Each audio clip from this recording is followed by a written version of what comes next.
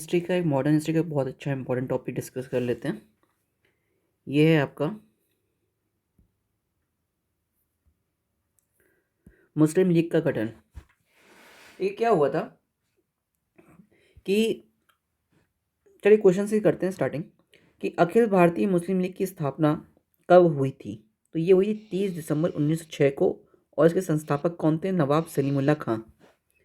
ठीक है, इसी को ये ऑल इंडिया मुस्लिम लीग भी कहते हैं।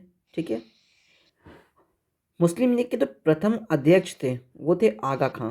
ठीक है, और इसकी जो स्थापना हुई थी वो ढाका में हुई थी। और 1906 में मिंटो से शिमला में मिले मुसलमानों के शिष्टमंडल ने क्या प्रार्थना की थी? मुसलमानों के लिए एक पृथक निर्वाचक वर्ग की।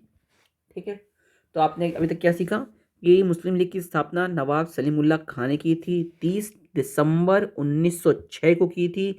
और ऑल इंडिया मुस्लिम लीग के जो स्थापना है वो ढाका में हुई और प्रथम अध्यक्ष आगा खां थे। ठीक है, इसके बाद 1907 में मुस्लिम लीग का वार्षिक अधिवेशन कहाँ हुआ? ठीक है ना, कहाँ हुआ? ये हुआ कराची में। मुस्लिम लीग की वार्षिक अधिवेशन वर्ष 1908 में कहाँ पर हुआ? अमृतसर में।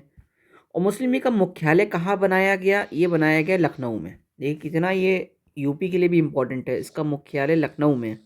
ठीक है, मुस्लिम लीग के उद्देश्य क्या थे? इनसे ज़्यादा कोई मतलब नहीं रखिए। किसकी प्रेरणा से ढाका नवाब सलीमुल्लाह खां ने बंगाल विभाजन समर्थन आंदोलन का नेतृत्व किया था? ये हुआ लॉर्ड कर्जन ने। ठीक है, ये आपके स्टेटमेंट हैं, इनमें इतना कुछ खास नहीं है। मैं आपको बता देता हूँ कहाँ पर मेन मेन चीज़ें हैं। ये रहा 1906 से 1920 के मध्य मोहम्मद अली जिन्ना की भूमिका भारत के स्वतंत्रता संघर्ष संग्राम में क्या थी? राष्ट्रवादी और धर्मनिरपेक्ष की। ठीक है, मोहम्मद अली जिन्ना की यहाँ पर 1906 से 1920 में ये धर्मनिरपेक्ष की बात कर रहे थे।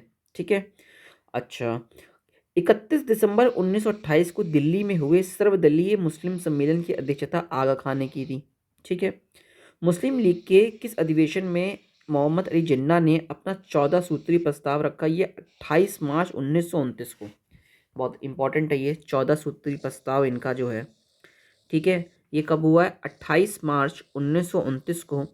और 1930 के मुस्लिम लीग अधिवेशन में अध्यक्षीय भाषण किसने दिया? मोहम्मद इकबाल ने दिया। किसने दिया? मोहम्मद इकबाल ने दिया। कांग्रेस प्रशासित प्रदेशों में मुस्लिमों की शिकायतों से संबंधित रिपोर्टों पर विचार कीजिए। ठीक है, कांग्रेस प्रशासित प्रदेशों में मुस्लिम की शिकायतों से संबंधित रिपोर्टों पर विचार कीजिए।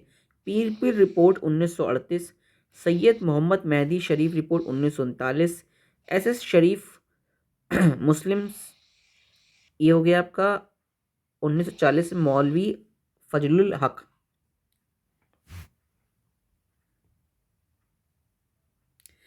मोहम्मद अली जिन्ना के विषय में जो तथ्य हैं वह दो राष्ट्र सिद्धांत के समर्थक थे। उन्होंने 1940 की मुस्लिम लीग के लाहौर के वार्षिक अधिवेशन की अध्यक्षता की थी। असहयोग आंदोलन में उन्होंने भाग नहीं लिया था। ठीक है, बस इतनी ही चीज़ें आपके लिए इंपॉर्टेंट है, बाकी आप रीड कर लीजिएगा। जो मेरे हिसाब से इंपॉर्टेंट है मैंने आपको करा दिया है।